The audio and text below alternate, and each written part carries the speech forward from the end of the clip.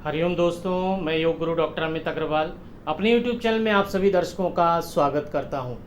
आज का वीडियो एक नए आसन के साथ, जैसा कि हम लोग जानते हैं पश्चिमोत्तान आसन, फॉरवर्ड बेंडिंग पोज, बहुत ही इफ़ेक्टिव आसन है, बहुत ही प्रभावी आसन है और बहुत सारे रोगों को ठीक करने में इसका और बहुत सारे रोगों से बचने के लिए बहुत ही प्रभावी आसन।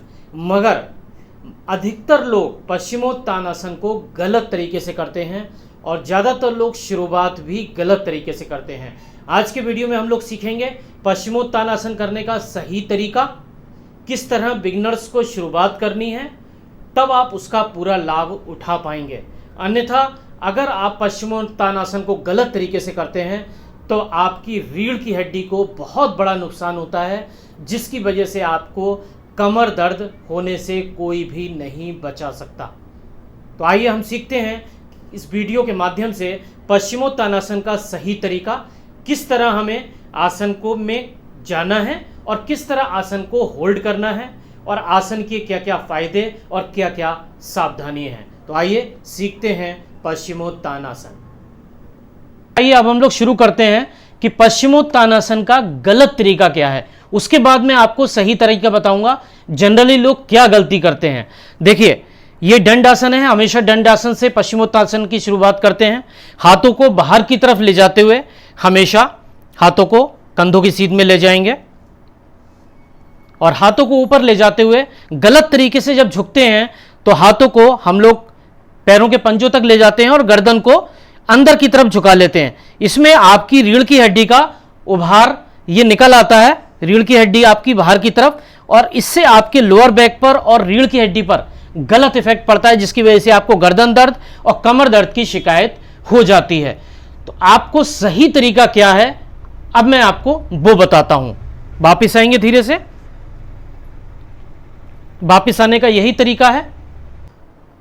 शुरुआत करेंगे हम लोग, देखिए पश्चिमोत्तान आसन की।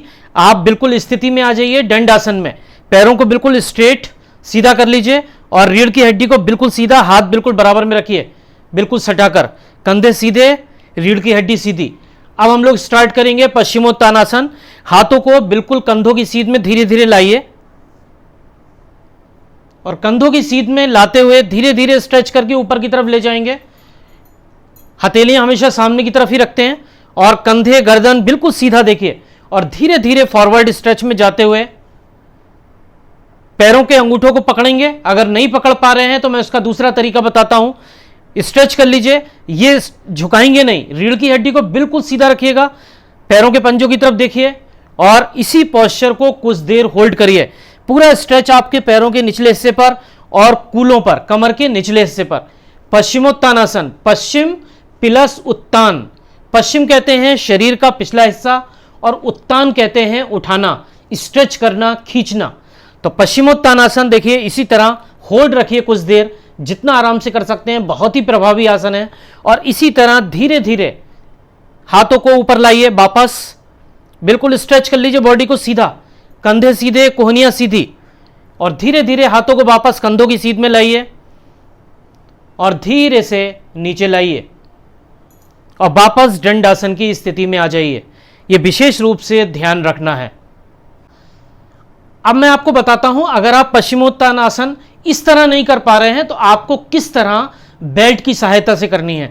कई बार हम लोग स्ट्रेट दंडासन में नहीं बैठ पाते हैं। उस स्थिति में आपको क्या करना है कि कोई भी आप योगा मैट्स को रख सकते हैं, कोई भी टॉवेल या कोई भी पिलो आप कमर के निचले हिस्से में टेल बोन के नीचे रख सकते हैं। तो देखिए मैंने मैट जो है वो टेल बोन के नीचे लगा दी है।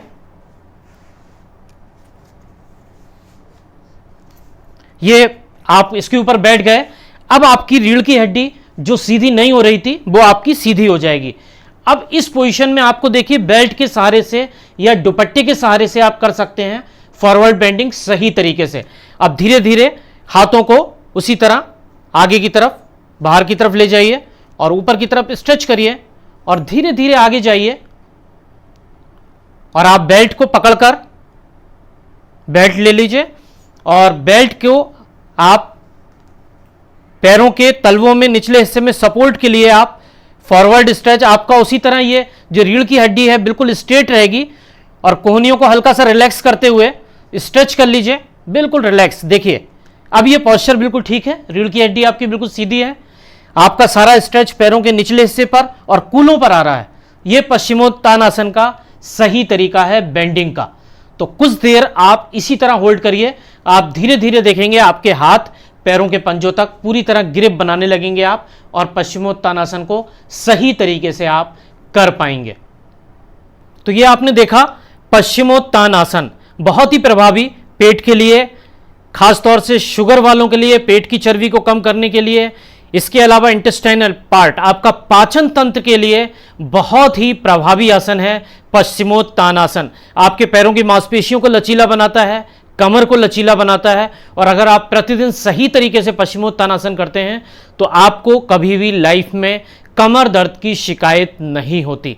तो ये वीडियो सिर्फ और सिर्फ इसीलिए कि आप अगर गलत तरीके से पश्चिमोत्तानासन कर रहे हैं तो इस वीडियो को देखिए और लोगों को फॉरवर्ड करिए, शेयर करिए, क्योंकि अगर आप पश्चिमोत्तानासन को गलत तरीके से करते रहेंगे तो आपकी रीढ़ की हड्डी को बहुत बड़ा नुकसान कुछ समय बाद ही शुरू हो जाएगा। वीडियो आप लोगों को अच्छी लगी हो, लाइक करिए, शेयर करिए। हरिओम।